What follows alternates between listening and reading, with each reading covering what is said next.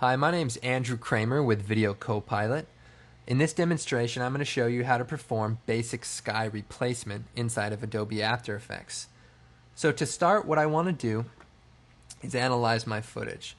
As you can see, the background is pretty dull and pretty plain. So what we want to do is we want to spice that up using this sky background element. So to do that, what I'm going to do is drag the sky background on top of our motorcycle footage in the timeline, and then line that up with the 0 point. So as you can see, it's over top of our footage. And the next thing I'm going to do is apply a transition linear wipe. And the reason I'm going to do this is so that I can get a rough idea of what the composite's going to look like. So what I want to do is set the wipe angle to 0 and the completion to about 30%. And then I'm going to feather the edge of that about 180 or so.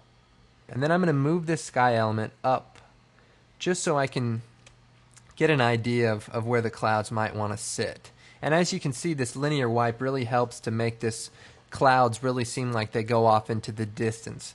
And overall, it just adds depth to our composition here. So what I'm going to do is scrub through it, and as you can see, we have a problem. Our motorcycle footage shakes around a little bit. And what we need to do is we need this sky background element to lock itself to the motorcycle footage. So to achieve that, I'm going to select the motorcycle footage and I'm going to bring up the motion tracking controls. Inside of here, you have different options to either stabilize or track the motion. In this particular case, I'm going to track the motion. And specifically for a sky replacement shot, we need to track the furthest point away. And the reason we do that is so that the sky element conforms itself to the furthest part of the image. So like this mountain in the back, it looks like it's probably the furthest piece or furthest element in the shot away. So what I want to do is I want to grab this track point and bring it over to this little piece of mountain. I think that looks like a pretty good track point. There are some options in the tracker controls to track the channel RGB data or the saturation data. The luminance is usually your best option. You can also process it by giving it a blur or even enhancing it, which is a slight sharpen. You can track fields for interlaced footage. There's some other adapt features that we can get into another time. But anyway, so I've lined up this track point. So what I want to do is analyze my point. So I'm going to bring the playhead up to the beginning and then realign my track point. And then I'm going to click Analyze.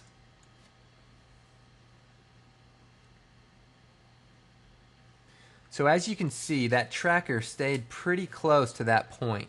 I say that's a pretty good track. So what we want to do is we want to convert this track data to keyframes. And to do that, we just click Apply.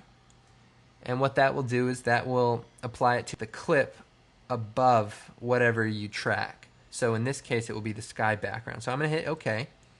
And After Effects opens up an instance of your original source footage whenever you do tracking. So we're just going to go ahead and close this. And then here's our original composition.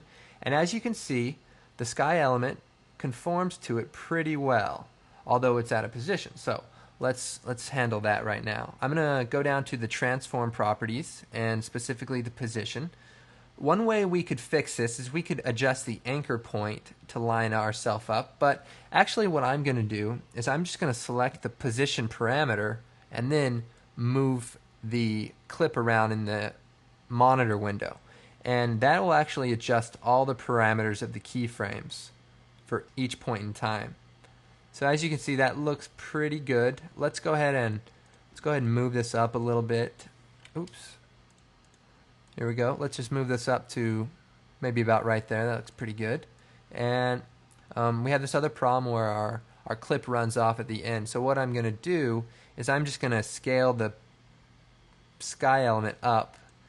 That looks pretty good. So now if we scrub through it, now we have another problem. As you can see here is our little motorcycle guy kind of gets hidden behind this sky element, because it is in fact on top of it. So what we need to do is we need to somehow bring him back on top. So because we have such a uniform background, I'm going to basically key that out and then put another instance of him on top. So to do that, I'm going to duplicate this motorcycle footage, Control D or Apple D on the Mac, and then I'm going to take this instance and drag it on top of the sky background. So as you can see, it's on top now. So I'm going to grab the keying element color key, and this effect will basically just key out this blue. So I'm just going to select a blue here and increase the tolerance of that, maybe about 50 or so.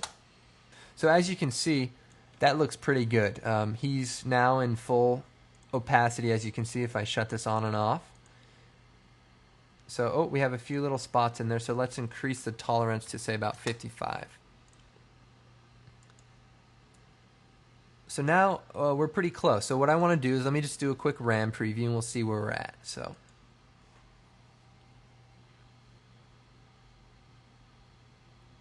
another good thing to do when you're doing compositing like this is to do a color correction. So what I'm going to do is I'm going to bring up a new adjustment layer, and that'll go on top of everything that we have here.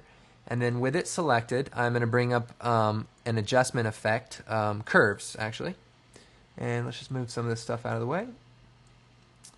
And let's just kind of enhance those bright highlight areas and then just keep those shadows intact.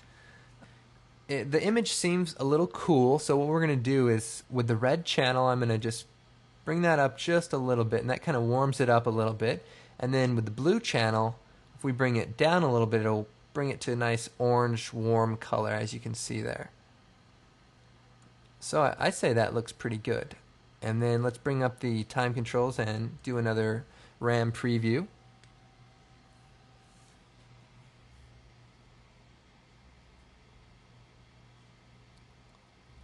That's how you can achieve basic sky replacement inside of After Effects.